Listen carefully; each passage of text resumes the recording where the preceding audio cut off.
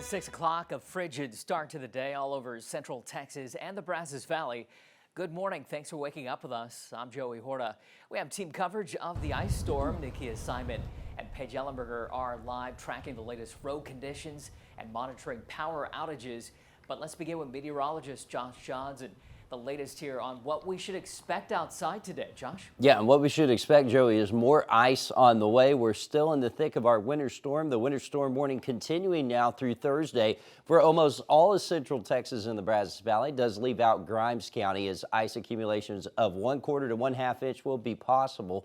1/4 inch causes big issues on the roadways. A 1/2 inch really causes those power outages. So hopefully that doesn't continue, but right now we are tracking a little band of freezing rain that's working through. Some of it heavier at times. I think the heaviest right now there in Bosque County, but we still have a moderate band of freezing rain from McGregor down through South Waco over towards Perry in northern Falls County. Down into Bell County, a little bit of a break, though you are still seeing freezing drizzle and light freezing rain. Another little burst working through Gatesville, but the heaviest this morning actually sitting just to our north. Hamilton County, you're getting a pretty good burst of freezing rain here north of Hamilton working towards Hyco. Another one stretching from Meridian to Clifton. That's going to be moving over Lake Whitney into Hill County. And then back to the west, some light freezing rain towards San Saba. We're keeping a close eye on the freeze line in the Brazos Valley as it has moved into Robertson and all the way through Milam into Burleson County. Right now, though, Bryan College Station above freezing, but it wouldn't surprise me if you try to drop to that freezing point by the time we hit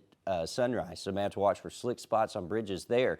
And then over the northern parts of Freestone County, pretty good little batch of freezing rain there as well. There's more building down to the south, so we'll actually keep these freezing rain chances around.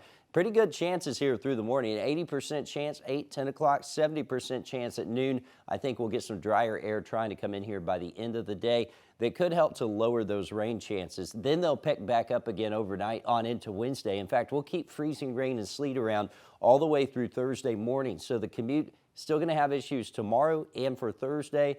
We may not get above freezing until we get into Thursday afternoon. That's when things will start to improve. Okay, Josh, and road conditions could get worse today. If you gotta get to work, it could get tricky. 25 News reporter Nikia Simon, live from the Fly-In J in Waco. Nikia, how's it look out there now? Good morning. I'm not sure what you just said, Joey, but I am going to say that the conditions here is picking up as the time in the morning goes along. I'm going to step to aside because what else is picking up are the cars on the road. So as ice and sleet conditions continue to increase as the day goes by, you want to avoid highways like this one. Road conditions will become worse as ice increase. Travel is highly discouraged as freezing rain and sleet are expected to come in waves throughout the morning. But if you have to travel this morning, AAA spokesperson Daniel Armbruster offers some tips you can use to remain safe. Crashes we see in winter weather situations are oftentimes drivers who are getting in a hurry, not giving themselves enough reaction time. And so you really want to make sure you reduce your speed if the roadways are icy and just give yourself plenty of time. Don't get in a hurry and make sure that you have an emergency vehicle kit with you in case you do end up stranded.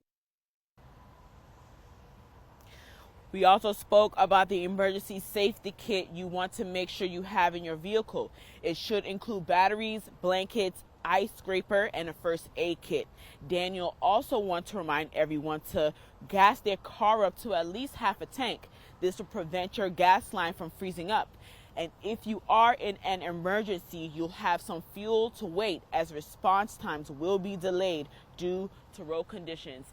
As the morning goes along, we'll keep you updated on what's happening here. Like I said before, the conditions are beginning to pick up. So if you are deciding to travel, you want to make sure that you are prepared heading out on the roads. Back to you, Joey. Yeah, put those wipers up when you park and get out so they don't get stuck to the windshield. Nikia, thanks. The Bryan College Station area also prepping for some tricky travel conditions.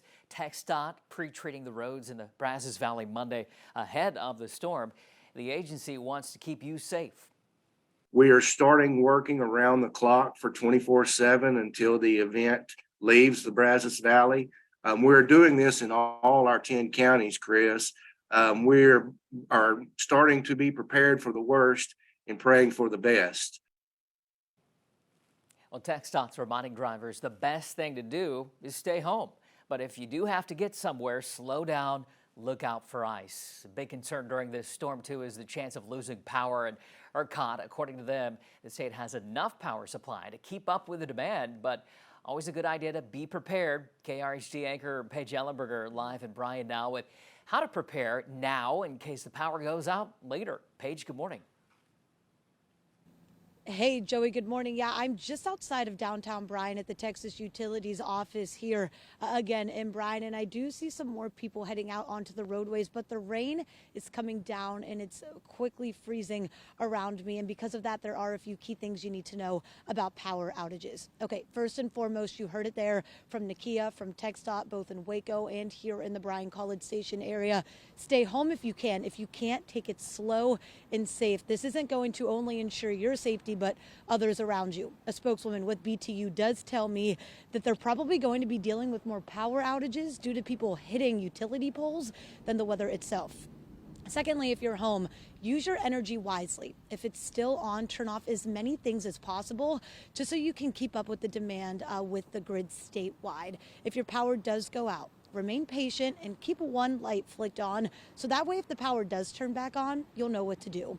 Megan Brown with BTU does tell me that this week shouldn't look like anything back in 2021 like we saw with the winter blast, but because of that storm, they're more prepared come this time around. We always stand at the ready and go back and look and see, after any kind of event, we have a post-event analysis and see what we could do better next time.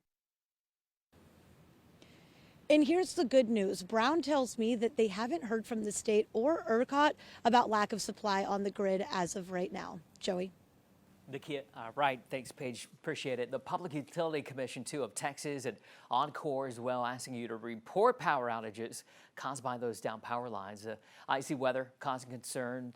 According to Oncor, it's prepared for the storm. Crews are working, 16-hour shifts around the clock. The company is not asking for help yet, but that could change depending on how much ice we end up getting here. And ERCOT says there won't be a problem this time around.